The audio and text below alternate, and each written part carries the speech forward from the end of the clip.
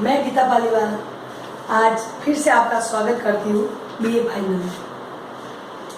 हम BA final का पहला टॉपिक पढ़ चुके हैं, अंतर्राष्ट्रीय राजनीति में शीत युद्ध, फिर बाद में शीत युद्ध का दौर, बाद में हमने पढ़ा शीत युद्ध के कारण। अब शीत युद्ध का लास्ट है टॉपिक, अंतर्राष्ट्रीय राजनीति पर शीत युद्ध का प्रभाव। अब कारण हो चुके हैं, दौर कैसे कैसे हुआ युद्ध वो तो आपको पता ही है, कैसा कारण रहा, क्या क्या कारण रहे, और इन कारण के अलावा जो चल रहा था शीत युद्ध उसमें प्रभाव क्या पड़ा, वो प्रभाव हम आज पढ़ेंगे। पहला प्रभाव पड़ा है विश्व का दो गुटों में विभाजित होना, यानी शीत युद्ध के समय पूरा विश्व दो गुटों में बढ़ गया था, साम्यवादी और पूंजीवाद। पूंजीवाद में अमेरिका था और साम्यवाद में सोवियत संघ। ये दो गुटों में पूरे बढ़ गया था पूरा विश्व। तो विश्व में समस्या आ रही थी कि पूरा विश्व में दो शक्तिशाली देश है, तो वही दूसरे देशों जो पिछड़े हुए वगैरह देश है तो उनकी मदद कर सकते थे, लेकिन दोनों ही शीत युद्ध दोनों लड़ाई में लग गए, यानी वार्तालाप द्वारा लड़ा गया युद्ध। ये हथियार से नहीं लड़ा, विचारों से लड़ा गया। तो अपनी अपनी सत्ता का प्रदर्शन करने के लिए वो वार्तालाप द्वारा लड़ रहे थे। जो उनको विश्व में कश्मीर समस्या, अरब इजराइल का संघर्ष, कोरिया समस्या, ये सब समस्या सामने आ रही थी, लेकिन कोई ध्यान नहीं दे रहा था। दोनों अपने अपनी शक्तियों को बढ़ाने के लिए लगे हुए थे।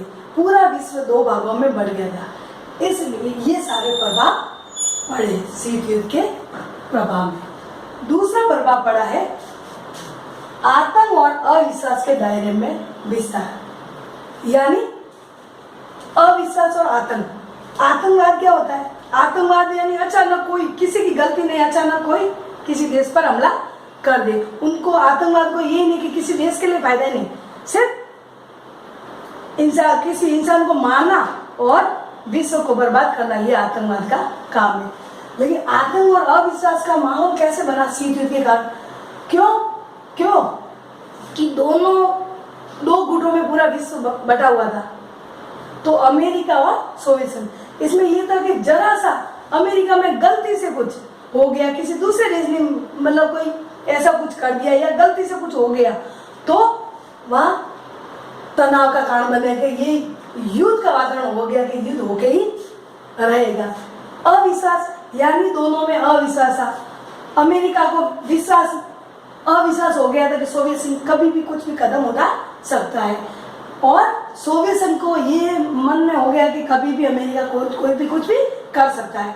तो ये आतंक और अविश्वास के दायरे में पूरा विश्व बन गया था, और तनाव, वैमनस्य और युद्ध का वातावरण बन गया था। इसके शीत युद्ध के कारण ये प्रभाव पड़ा। तीसरा है आणविक युद्ध की संभावना का भय। आणविक युद्ध यानी परमाणु बम द्वारा युद्ध की लड़ाई। आपको पहले पढ़ा चुकी हूँ मैं कि अमेरिका ने 1945 में 6 अगस्त 1945 को हिरोशिमा और 9 अगस्त 1945 को नागासाकी में ये अणु बम गिराए थे। तो अणु बम गिराए थे, ये तो विश्व युद्ध समाप्त हुआ था दूसरा, फिर बाद में शीत युद्ध का वातावरण हुआ। तो ये अणु बम गिराने के बाद ही सोवियत संघ को पता चला कि अरे इनके पास तो अणु बम है, तो आणविक शस्त्रों का आविष्कार होने लगा, यानी सोवियत संघ भी अपने अणु बम बनाने लग गया। क्यों लगा? क्योंकि उनको पता है कि अमेरिका के पास अणु बम है, अगर मैं नहीं बनाऊंगा तो मैं मान लो तीसरा विश्व युद्ध हो जाता है तो मैं हार जाऊंगा और अमेरिका पूरा शक्तिशाली हो जाएगा।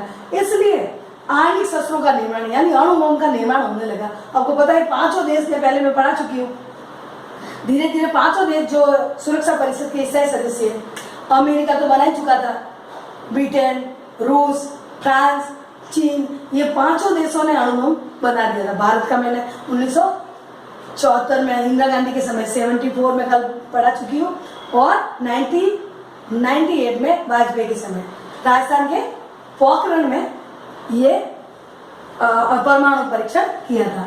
तो ये बात आगे कि आणविक युद्ध की संभावना, यानी आणविक युद्ध यानी अणु बम द्वारा लड़े गए ये युद्ध हो सकता है। यानी पहले तो पहला युद्ध और दूसरा युद्ध कैसे नॉर्मल हथियारों से, टैंकरों से और तोपों से लड़ा गया, लेकिन ये प्रभाव पड़ा कि अब अणु बम का आविष्कार हो चुका है, तो ये मन में सबके भय हो गया कि अब जो भी युद्ध होगा तो अणु बम का होगा, इसलिए अणु बम का निर्माण होने लग गया। चौथा पॉइंट है सैनिक संधियों एवं सैनिक गठबंधन बंधों का बाहुल्य, यानी सैनिक संगठन बनने लगे और संधियां बनने लगी। सैनिक संधियां और सैनिक संगठन।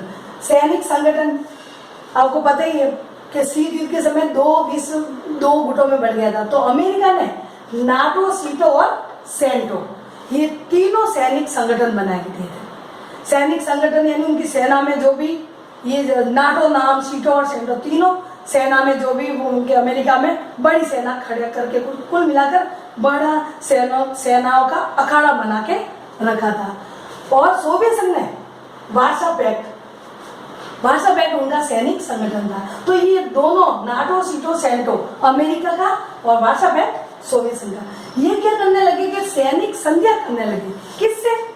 अविकसित देश, जो नए जैसे भारत जैसे देश, भारत, पाकिस्तान, ऐसे नए जो देश, दक्षिण अफ्रीका वगैरह, ये सब नए उस समय हो रहे थे आजाद, और स्वतंत्र होने के बाद इनके मन में ये हुआ कि हमारे पास सेना बहुत ही कम है, हम पिछड़े हुए देश है, विकासशील बाद में बने पिछड़े हुए, तो क्या करेंगे? तो ये सैनिक संधियां करने लगे। कौन? अमेरिका और सोवियत संघ। क्या संधियां करने लगे? कह रहे कि अगर आप, अमेरिका कहने लगा कि भारत को मान लो, उदाहरण के लिए भारत आप मेरी साइड में आ जाओ, तो मैं आपको कभी भी पाकिस्तान आपके ऊपर हमला करे, चीन आपके ऊपर हमला करे, तो मैं नाटो, सीटो और सेंटो की सहायता आपको दूंगा, हमारी सेना वहां आपके लिए लड़ेगी। और सोवियत संघ, उन्होंने वार्सा पैक्ट के बाद मेरी साइड में आ जाओ, मैं वार्सा पैक्ट के द्वारा अगर पाकिस्तान ने आपके ऊपर युद्ध किया तो मैं आपकी मदद करूंगा। तो भारत मतलब उदाहरण है, ऐसे देश सबको ये संधियां करने लगे। कौन? अमेरिका और सोवियत संघ। तो ये प्रभाव बढ़ा के सैनिक संधियां और सैनिक गठबंधनों का बाहुल्य हो गया, और निशस्त्रीकरण की समस्या आ गई इसमें। निशस्त्रीकरण यानी हथियारों को पूरी तरह त्यागना, यानी हथियार नहीं बनाएंगे और त्याग देंगे, हम आगे नहीं चलाएंगे, क्योंकि दूसरे विश्व युद्ध में आर्थिक स्थिति, धन की हानि हुई, आर्थिक स्थिति भी खराब हो गई, तो आगे देश कोई भी विकसित नहीं हो सकता, इसलिए निशस्त्रीकरण रखा जाता है। लेकिन इनका ये प्रतिस्पर्धा, सैनिक संधियां, गठबंधन के कारण निशस्त्रीकरण की समस्या भी आ गई कि कोई भी निशस्त्रीकरण का पालन नहीं कर रहा है, अपने शस्त्र बढ़ाते ही जा रहे हैं। तो कल बढ़ेंगे हम 5वां पॉइंट, संयुक्त राष्ट्र संघ को पंगु बनाना। बाय।